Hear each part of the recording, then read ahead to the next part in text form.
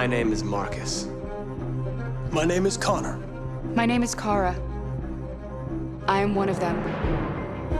This is our story. I think who Kara is, or how I would describe Kara, depends entirely upon who's playing her, because you have the option to make her multiple different people depending on the choices she makes. But I think she does start out incredibly naive, incredibly innocent, and kind of hapless. I'm sure we used to be friends before I was reset. Maybe we can be friends again. She's a person who's characterized, I think, by empathy. She's a person who really, she just comes from her heart. You'll never leave me, right? Promise you'll never go. I promise. Kara! Are you okay? Are you hurt? Wait a minute. Leave her alone! Kara! Leave her alone! The really beautiful thing that I've had the gift to be able to do is to essentially build a person from the ground up, because that's what she's doing throughout the game. And with every experience she has and every person she meets, she's building, you know, first emotions and then the sense of judgment. And it's sort of an exploration of what it is to be a human. Don't worry.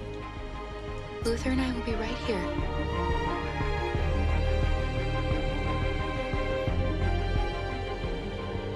David and the creators have painted a really intriguing and engaging picture of a near future where we rely upon androids for a lot of our service class business, the class that serves us, that helps us, that handles our baristas and our drivers and our housemaids. And what is humanity, where we tap into it, how and why we treat each other the way that we do. And my character Marcus has a really intriguing journey, becoming deviant, realizing that he actually has feelings and human qualities inside of him, and it's a really incredible ascension into becoming fully realized and coming to terms with what you actually deserve better than this in life. And not only do you want it for yourself, but you want it for your peers. We've come here to demonstrate peacefully and to tell humans that we are also living beings. All we want is to live free. You know what? This thing, Dad, is not your son. It's a fucking machine! I think that a group that feels marginalized, feels disenfranchised, feels like they deserve and have earned access to themselves and the environment around them, and are trying to figure out a way to articulate how to get freedom. Connor is analytical. Connor takes things literally. He starts in the beginning place where he's very mechanical.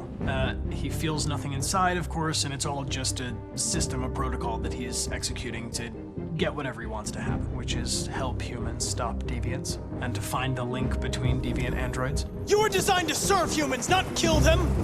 What was I designed to be? Their slave? Their toy? Just say, I killed him.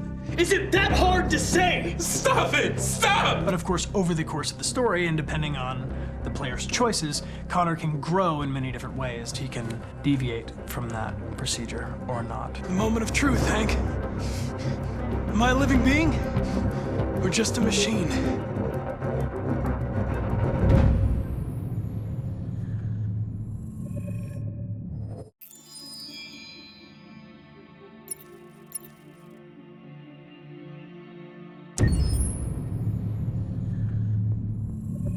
Detroit Become Human was produced over a period of 4 years. Here in Paris, we have a team of about 180 people. And to that, we need to add also all the outsourcing with our partners in the Philippines, in China, Vietnam, and in India. So when we started working on this story, I had to imagine where Kara was built. And for whatever reason, the city of Detroit came very quickly to my mind because it had already an incredible story by itself of history and themes. So we traveled there with the team, and we were really moved by what we saw, and we could really feel the desire to fight and really be born again. And we just continued this curve, this growth, and just imagine what Detroit would be like if the android industry was, you know, using these huge factories to build androids there. A very strong element in Detroit is that there's a lot of industrial wasteland and a lot of nature too. And for us, the graphic designers, it was an incredible playground. The destroyed zones which we wanted to preserve, we appropriated them to turn into something else. Then in the areas that needed to be rebuilt, we were able to imagine our Detroit of the future. We didn't want to make a science fiction universe, but a world of anticipation. If we chose science fiction, we could have imagined flying cars, extraterrestrials, but those things are very far from our current everyday life.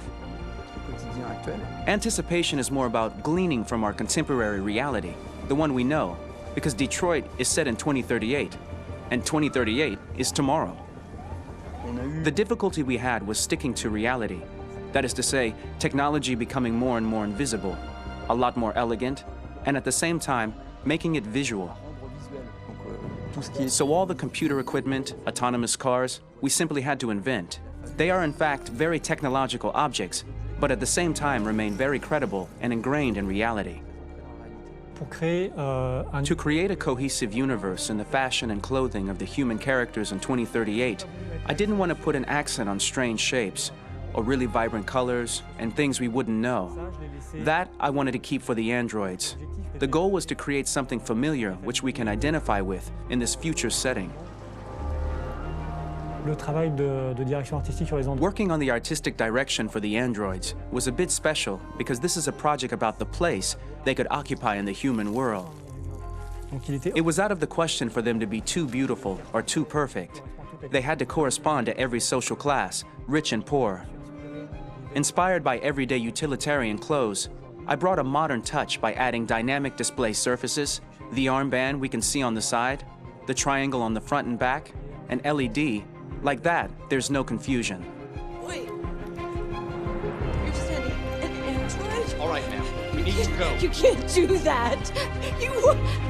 Why aren't you sending a real person? Once we cast the actors, we travel to meet them in order to scan their faces. We record the structure of their face with the scan, and we record the colors and patches of skin with photography. Once we have this information, we will use this as a basis for modeling and creating the characters. The artist will make it more realistic, but will also enrich it. He will propose ideas which we will develop together. Finally, we will have a character with character who corresponds to the project and the world. When the actors come to Quantic Dream, we show them the design, what their image will be, and what they will look like in the game. This extra information gives them another dimension and color to connect with emotionally. It helps them think about how to play their character. Your mission. That's all you care about, huh? You should consult a professional who can help you. Beat it, you hear me? Get the hell out of here! So there are 3 types of shoots at Quantic Dream. Shooting and performance capture, where you capture the whole actor, his voice, his face, and his body. These shoots are obviously done with American actors because the game's original version is in American English. After that, there are the body-only shoots, representing around 250 days of filming, while the performance capture is 100 days of filming. Now, body-only shoots, there are 2 types. There are the action shoots and the technical shoots, which are mokit shoots. Mokit is when the player controls a character on the screen, and he moves in an environment to explore it. This is of particular importance at Quantic Dream, and therefore we shoot a lot to offer a unique context for each scene and each character. To prepare a motion capture shoot, we first get together to look at the sets we need, the animations that we want to shoot, which ones need to be grouped together, or which ones need to be cut and shot at another time, so that we get the most out of the shooting day. This often means shooting scenes out of order, especially those with big props or accessories, like a big car, for example. So we shoot all the animations related to that particular prop first.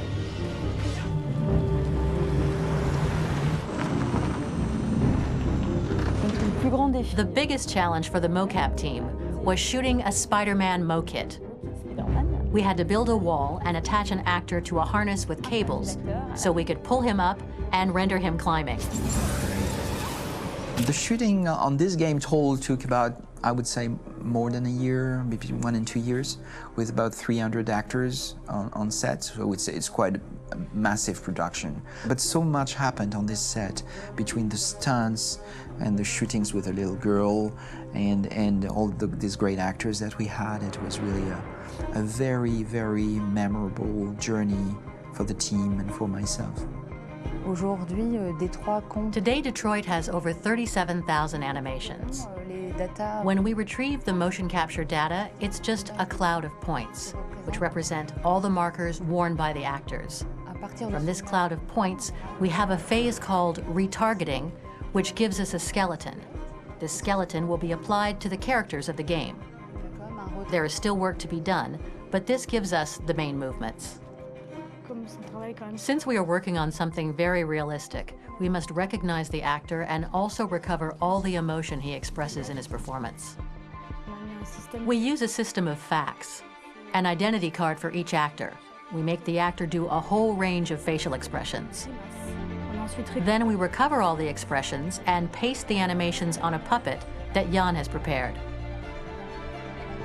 I then recover and refine these poses. I might stretch the lip, reinflate a cheek, tiny details that make the finished product really capture the actor. Because of the nature of our mocap system today, when we receive the animations, we're missing eye movements, and so the character has that dead look. He really has no eyes, so then it's a big part of the work for the animators to find the regard of the actor in relation to his position, in relation to the body, etc. It was crazy when I saw the newest model for Kara, because they've been working on it, and this was the first time I literally jumped in my seat. It not only looked so much like me, it was the fact that it looked so lifelike. It wasn't that it looked just like it was a camera, it was something else, you know, but it looked alive. It's exciting, and it's kind of terrifying. Game after game, we learned the rules of optics and filming, and our goal with Detroit Become Human was to have cameras that would actually emulate the optics of a real physical camera. So basically dealing with real-world imperfections was our main task, and just to make cameras look as real as we can. Once the animations are shot and processed by the animation department, integrated and polished, we film them. That is to say, we really do a mise en scène, as in cinema. The real difficulty of our job is to know if these cameras are telling us something. Are they in the emotion of the scene? Do they describe exactly what the action must convey, what must be felt? The most important challenge for me was one of the final scenes where Marcus decides to start the revolution and go to the battlefield. Very quickly, we imagined this to be a huge sequence shot. We wanted the feeling of a cameraman running behind us, while showing Marcus, the androids who help him, the person shooting at us, etc. Above all, it was necessary to say to oneself, this scene is very violent but does not glorify war. On the contrary, that war is something improbable and absurd. It was really a fun challenge. The idea was to say we have 3 characters. We would like each of them to have a specific cinematography. We wanted Kara to be much more filmed with some kind of handheld camera, to have something very